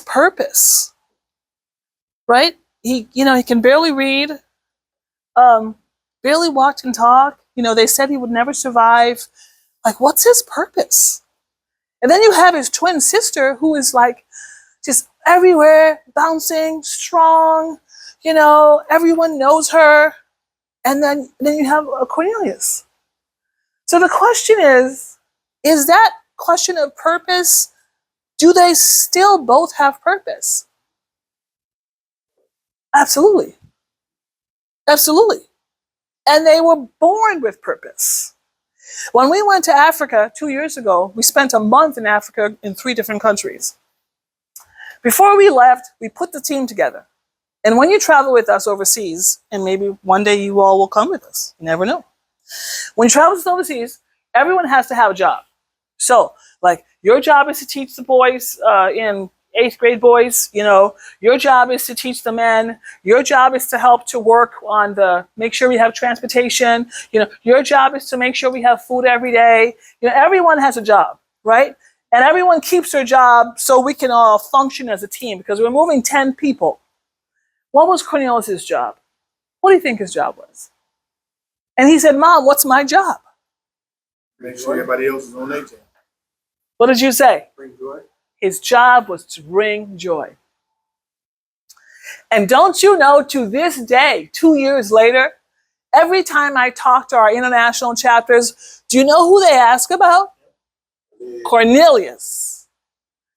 Every country we went to, do you know who they wanted to keep in the country? Cornelius. Why? Because he brought love, he brought joy, he brought light. That's what he brought. That's his purpose. That's his purpose. Everyone's got one. Let me tell you, no matter who your people be, whatever kind of environment you were raised in, good, bad, ugly, or indifferent, it has nothing to do with purpose. Everyone got one. Which is why you can have some children who were born with everything. I remember at the University of Minnesota, I was a professor there, before I quit my job and wrote my first book and became a lifetime entrepreneur with my husband, right? So I remember one day, I'm walking across the Dinkytown Bridge. You know where that is? University of Minnesota, Dinkytown Bridge. Walking over, and here's this kid. He happened to be a white kid. And here he is, he's begging. Now, I'm a discerning person, right? I know things about people. I know that boy did not have to be begging. I know that boy was simply rebellious against his family. And here he is, and I could tell from the boots he was wearing some nice shoes. I'm like, these are not beggar shoes, right?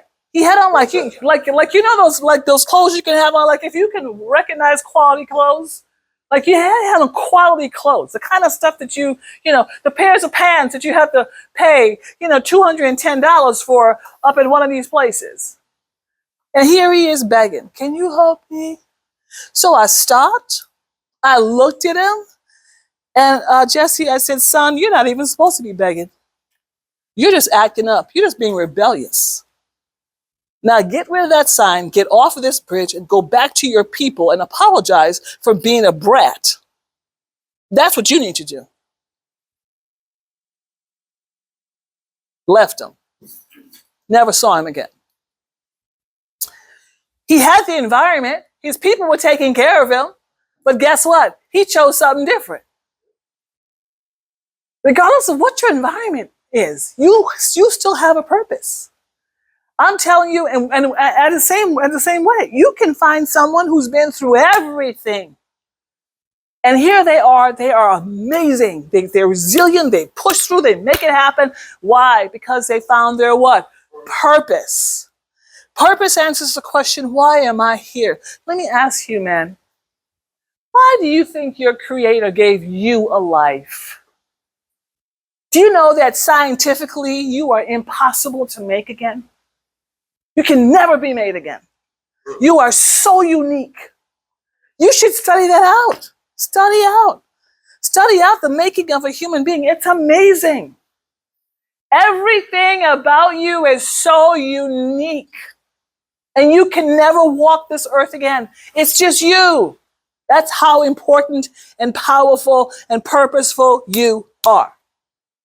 So ask yourself the question, no matter what your environment has been, You can step over your environment when you find purpose. You do not have to become your environment. And becoming your environment simply means becoming like the who's in your environment. And if it happens to be a negative environment, you're in trouble. Because you're going to become the who. You're going to become the, you find people who say, you know what, I will never take drugs. But everyone in their family takes drugs. And if they're not careful, guess what they'll do? When something hits, they're going to take drugs. Why? That's what they learned. That's what you learned. Unless you discover your purpose. Why am I here? Brother Sean, you are a nice man. You weren't ever supposed to be in prison. Ever. And you've been back and forth and back and forth and back and forth, and you got to say it's over now. That's just not who I am anymore. I've discovered who I am. I've discovered my purpose. I've discovered why God put me on this earth. And it wasn't to make the Department of Corrections money. Because that's what it is. It's an industry. Prison is an industry, just like technology. You're making somebody money. For every ankle bracelet in here, there's 5 jobs are connected to that bracelet. You're fueling the economy. Refuse to be that person. You see what I'm saying? Refuse to be that person. Look at the person next to you and say, you got to figure out your purpose, buddy. Got to do it. Got to do it. Now, let me just give you this is just one very small way to start this working purpose. I would have to spend a week with you just on purpose, okay? But here's just one small way to get like a direction to purpose, okay? And write down the question for me, please. It's a really small way. If you can answer this question, it begins to help you think about purpose, okay? The question is, what do I really enjoy doing and I'm really good at and it helps other people? Okay?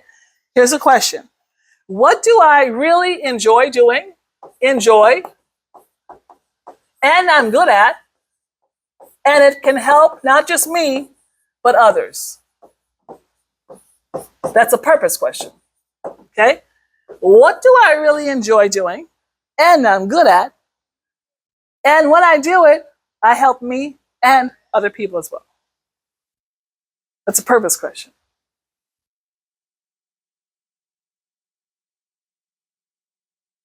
I'll use myself as an example. Okay? I'll stop. What do I enjoy doing, and I'm really good at it? And when I do it, I help myself and other people. Okay? What time is lunch? Noon? You mean I've got 12 minutes to change their lives? Are you kidding me? Amazing. Huh? I can do it. You know why? It's my purpose. All right. So, 17 minutes. All right. So my mother, who went home to be with the Lord November 8th, 2024, she was amazing. She was 88 years old. And she was an incredible woman. She started her life as a mother, though, as a single mother. And so myself and my 2 brothers were products of a single mom. Okay? So my mother was a maid. She couldn't afford to take care of us. She was taking care of her family. And so she took care of the family and the family's children, but she couldn't take care of her own children. So what she did with us was she sent us to my grandmother. So my grandmother was the one who raised me. And she was amazing, right? So much of what you're seeing here is my grandmother, right? She was a wise woman. She was a teacher. She was a pastor. She was just an amazing, her name is Annie Nora Stewart. She was amazing. So at a very, very young age, I found myself teaching. My mother is one of 10 children. So I have 76 first cousins. 76. So don't mess with me. so right, there's a whole bunch of us. So with my grandmother, we lived in a 3-bedroom house, and there was about 13 to 15 grandkids in that house. Okay? So when my children complain, I don't put up with none of it. You hear what I'm saying? You don't know. You mean you get your own room and you get nerve to complain? You don't complain about nothing. Nothing. Because you have nothing to complain about. Right? I did threaten my children one time when we were in Washington, D.C., and we only had, there was 3 of them and only 2 beds. And then one of them said, well, Michael, where am I going to sleep? I said, I will make you homeless today in Washington, D.C. I will leave you on the steps of the Smithsonian. You hear what I'm saying to you? They will find you, Dr. Verna's child, on the steps of the Smithsonian because you can't figure out how you're going to sleep and there's only 2 beds. That's called entitlement. Right? And so here I am, me and my cousins, a whole bunch of my cousins. So when I learned to read, I started teaching my little cousins how to read. When I learned to ride my bike, I taught my other little cousins how to ride bike. Like everything I learned, I started teaching someone else. What was it pointing me to? My purpose. I enjoyed what I was doing. I've always been a good teacher, even since I was 5 years old, literally. Someone said, well, did you go to Toastmasters or did someone teach you how to do this? No, it's a God thing. It's what God gave me. It's a gift to communicate. And as I teach, I help myself. The teacher always learns more, and I help you. Right? So as you think about your purpose, think about what do you enjoy, what are you good at, and how do you help someone? All right. So you 3 talk real quick. It's going to be a 1-minute conversation. You 3 talk, you 2 talk, you 2 talk, and you 4 talk real quick about purpose. And just talk about, do you know yourself? What do you enjoy? What are you good at? How could it help someone? Real quick, talk. You 2, or you 4 can turn around. That's what I really enjoy doing. What I'm really good at. And I guess, woodworking and all like that could help others because I could definitely teach it. What? Right here, Michael. You want to talk to him? Hey, good. Hey, bud. When you talk to Michael, like behind you. Have you heard from Brother Shane? No. Okay. I'm back. I've got to get 2 things done with you before we break for lunch here. So to make sure we get it done, let me have 3 people. Just give me a clue about your purpose. Anyone? What you're good at, what you enjoy, and yeah. My purpose is pretty much the same as yours. I like to teach people, I like to inform people out there with sources. Okay. Good, and that can help others. That's good, and you enjoy it. Okay, good, and you're good at it. Good, perfect. Someone else, give me a clue about your purpose. I like to feed people. You like to what? Feed people. You like to feed people. Yeah, I'm a cook. And you're a cook and you enjoy it? Yeah, I love it. What's your cook, Cody? Because I'm a master eater. Oh yeah. Yeah, I have a PhD in eating too. Yeah, I cook everything. What? I don't have like a set dish or. What do you really enjoy cooking? Yeah, I love Like cooking. one thing, like you really enjoy cooking. My main dish is chicken marsala. Ooh, chicken marsala. Huh? Oh, Ooh. I get my food stamps tomorrow. I got that kitchen in. That's good. We can't use our kitchen, so. That's okay. That's okay. There's a new kitchen in the neighborhood now. I love that. Someone else, give me a clue. Give me a clue about woodworking. Woodworking. Okay, nice. I like, because I've taught quite a few people, woodwork, but I just like doing it. I'm pretty good at it. Yeah. And the finished product is something that helps people, and you can help people out with it. Yeah, absolutely. And you can tell stories with woodworking too. Oh yeah. Yeah, it's beautiful. It's beautiful. There's a few things that I'd like you to do in your life. Finding your purpose is on top of that list. Just find what you're really good at. What do you really enjoy doing? And how is it helping you and others? And then pursue that. Pursue it, like whatever it is. Like just pursue it. And what you're going to find is because your Ba is connected to your Creator, you're going to find that God will actually open up opportunities for you connected to your purpose. Right? Because that's what you're being called to. Okay. Now, there's 2 more things in your Ba. One I'm going to go through really fast, and then one I'm going to end with. Okay. So the first one is Time. And you what? Never waste time. Okay. And then the second one is purpose. And it answers the question, why? Okay. Excellent. Okay, the third one is called your birthright. And I think that you already talked about your birthright. Let me get that right there. Birthright. I'm going to write this with birth, R-I-G-H-T. Have you talked about your birthright yet? I don't think so. Okay, good. All right. Is that the Tyrell or whatever? Yep, not quite yet. Okay, good. So your birthright, when you were born, go ahead. Quick. Birthright. No, what you just said out loud, but that is Birth. B-I-R-T-H-R-I-G-H-T. Birthright. Okay. Birthright. Okay. Simply put, when you were born with certain rights. Okay? This means that you were born to be this type of person. You were born to be treated like this type of person. You were born to be respected like this type of person. You were born to be this type of person. Okay? And every human being, regardless of your race, ethnicity, socioeconomic, doesn't matter. Every human being on this planet has these same 4 rights. Which is why when these rights are violated, you will always have to suffer consequences for them. Always. And you'll feel it. You'll feel it deeply.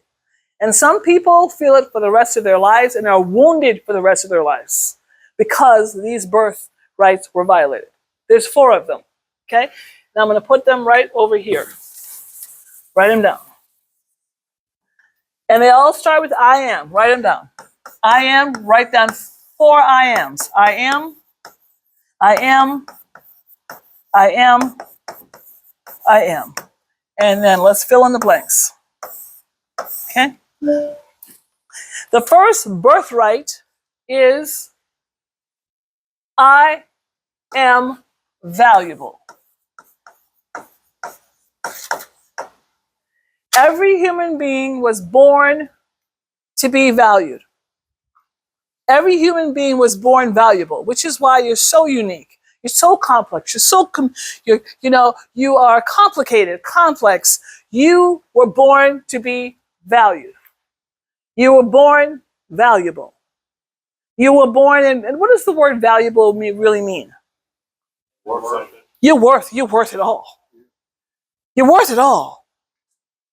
Right? When you get to the place where you understand, I'm worth it all. I am.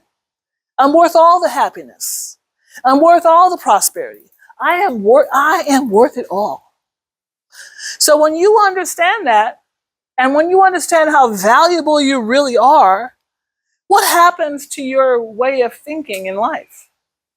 It changes. Right? Why do we not allow swearing in our institute, in any of our programs? Why? It's the lowest form of communication, first of all. Respect, but that's not the number one reason. Respect. Doesn't tell you. It takes Doesn't show you that you're educated. It takes away your value. You were right on it, Jesse. It takes away your value. Right? It takes away your value because words create life. So the minute that you say a swear word, you may think you're swearing at someone, but you're actually swearing at yourself. So people who are constantly swearing, they're constantly devaluing themselves because you're talking to yourself first. And when you say something like that, you may think it's for someone else, but it's really yourself.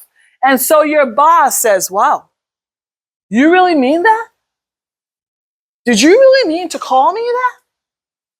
Did you really mean that I am that? Because it's devaluing yourself. And when you're done with this work, you are going to make a commitment that you will never, ever devalue yourself or another human being ever again. Because what? You understand your right now. Every human being has a right to be valuable. That means you have a right to someone treating you like you are a respectable, amazing human being. Every human being. I don't care what you look like, smell like, talk like, it doesn't matter. You were born valuable, Van. You were born like it. And when someone treats you like you're valuable, how do you feel? Oh, absolutely. You know, your shoulders go back, your neck goes up, you feel like, yes, everything's good.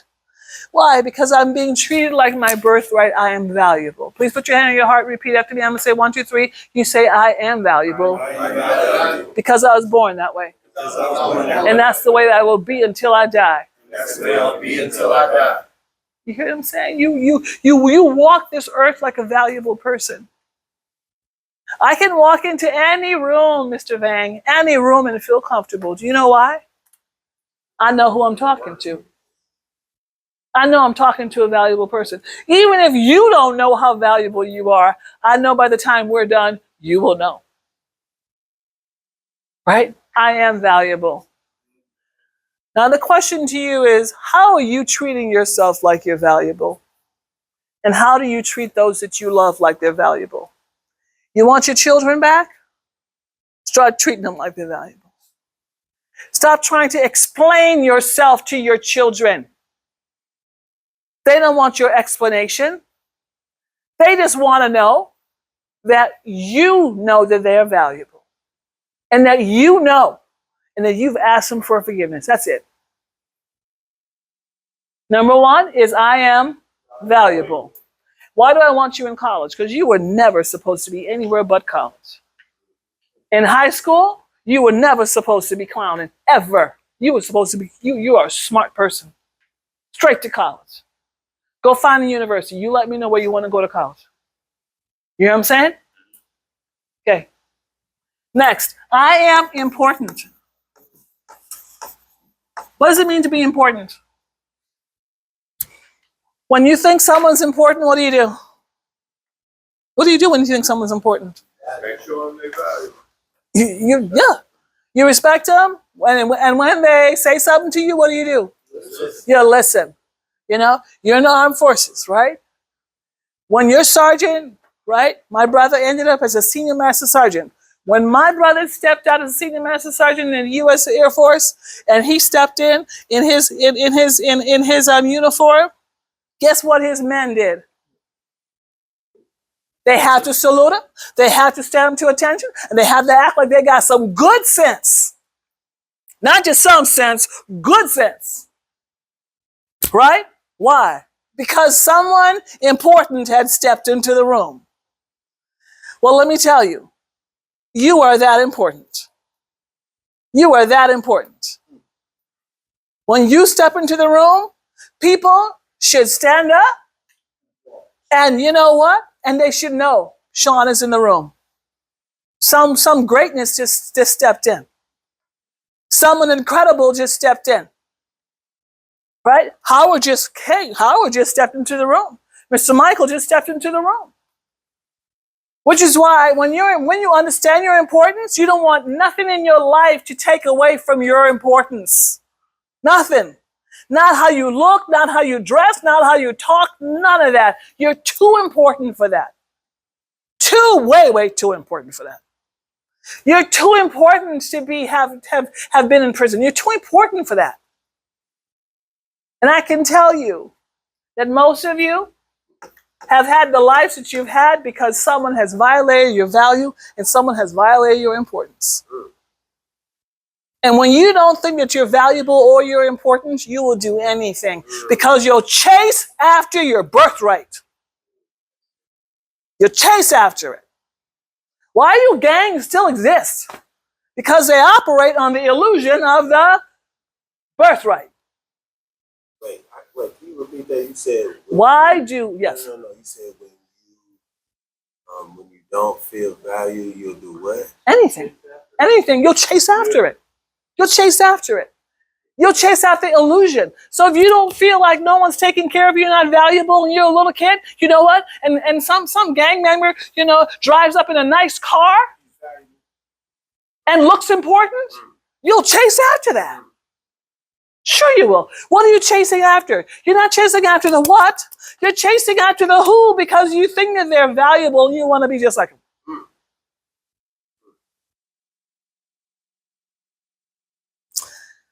Put your hand on your heart and repeat after me. Okay? And I want you all to sit up in your seats. Sit up like you're at a business meeting. You're about to make some decisions about your stocks that you own for your $1 million account. Some of you got a $1 billion account. Huh? Some of you got a $10 account. That's okay. You're getting there. That's all right. You're getting there. Some of you got a $0 account because you don't even have an account yet. But you're getting there. When you understand this, you'll get there. I'll say 1, 2, 3. We'll say I was born important. 1, 2, 3. I was born important. And I will stay important until the day I die. And depending on how, listen very carefully, depending on how important you really became in yourself, not this false important stuff. Like all that TikTok junk where everyone's trying to make themselves into a star.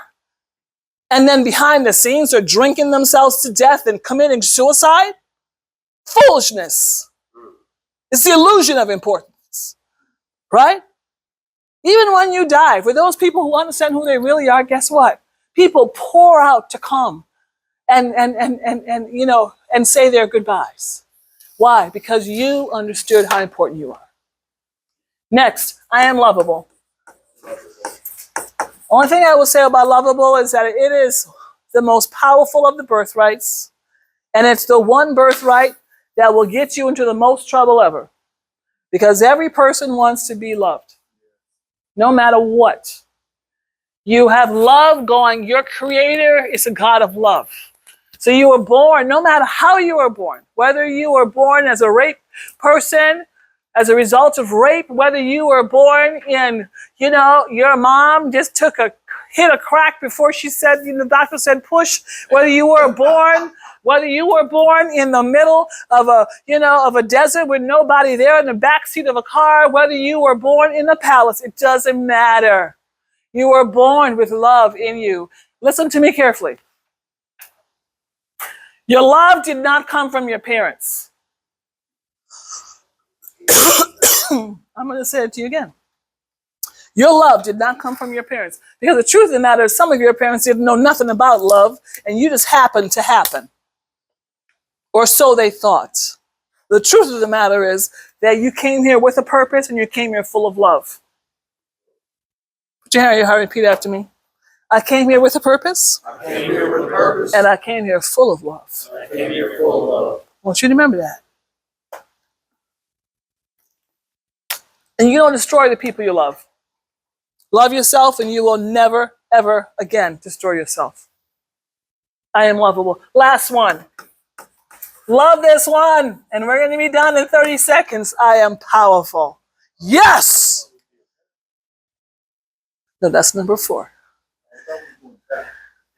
Mr. Stanley Nomax, this is number 4. Okay, 1, 2, 3, 4. Nope, no 5. I am powerful. Now, here's what's so beautiful about power. First of all, you're born with it. Secondly, power is the change mechanism that you have to actually make it happen. Because in power, and power is not only a birthright, power is your number 4 over here. Power. It's the 4th part. And power is what you have, is your ability to create change by taking action. Power is my ability to create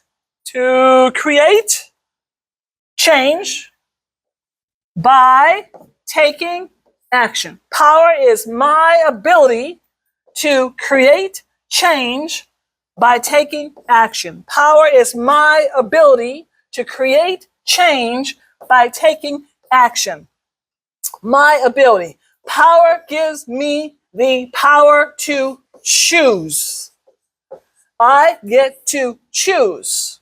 That choice gives me an ability to create change by taking action. Power.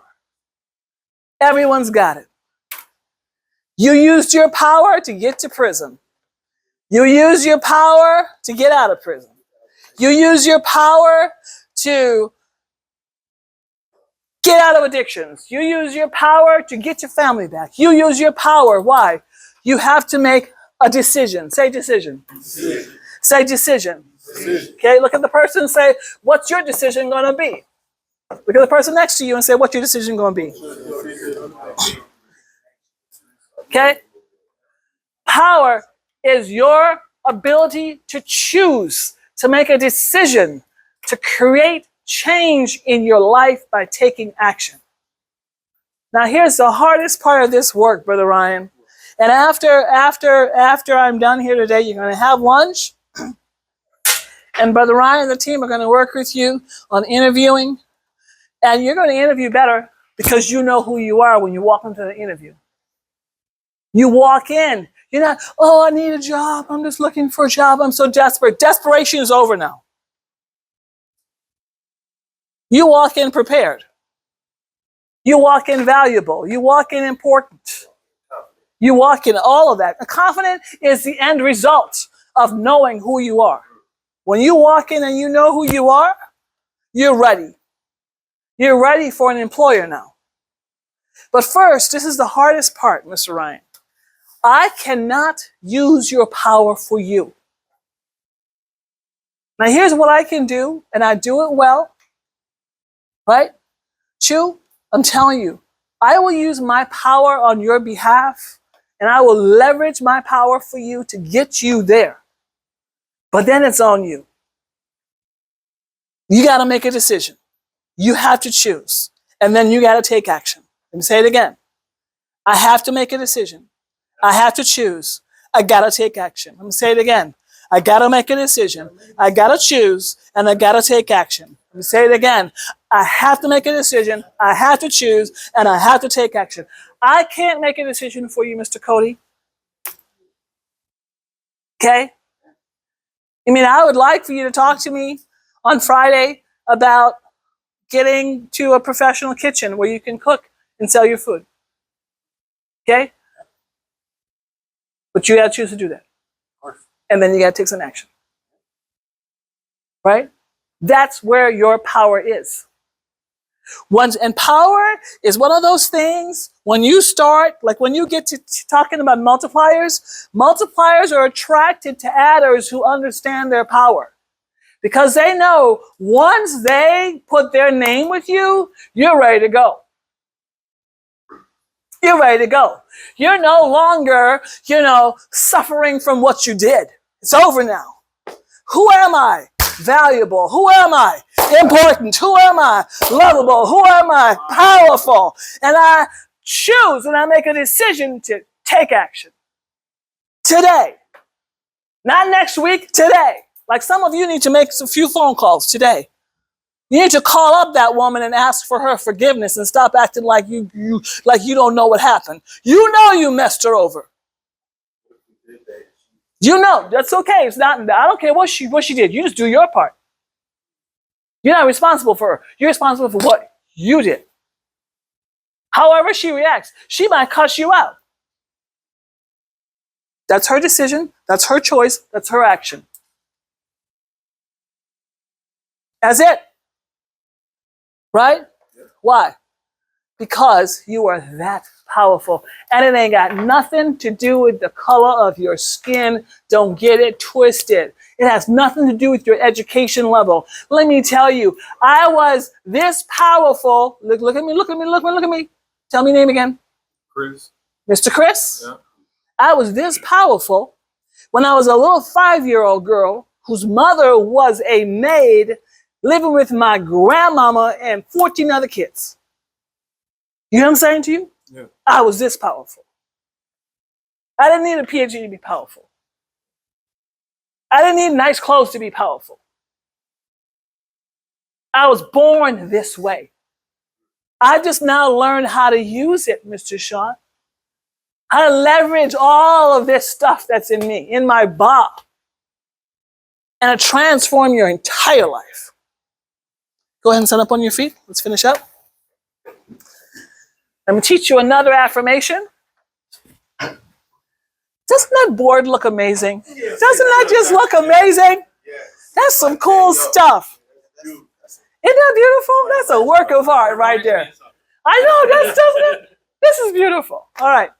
This is called the power affirmation, and you want to give yourself some space to take an action step going forward at the end of the affirmation. Okay, you want to go forward, not side to side. This is called going around the same mountain or line dancing. We're not doing that. Straightforward. All right.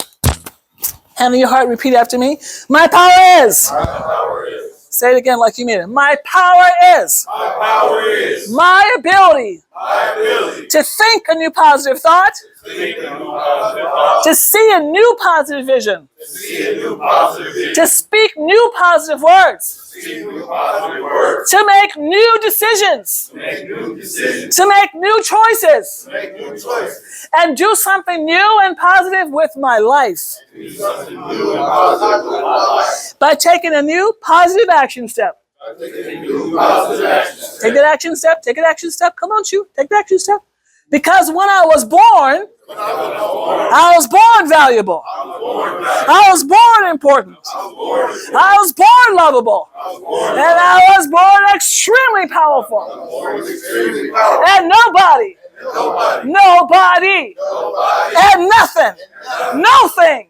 nothing can ever change that. Now look at the person next to you and say, she's talking to me.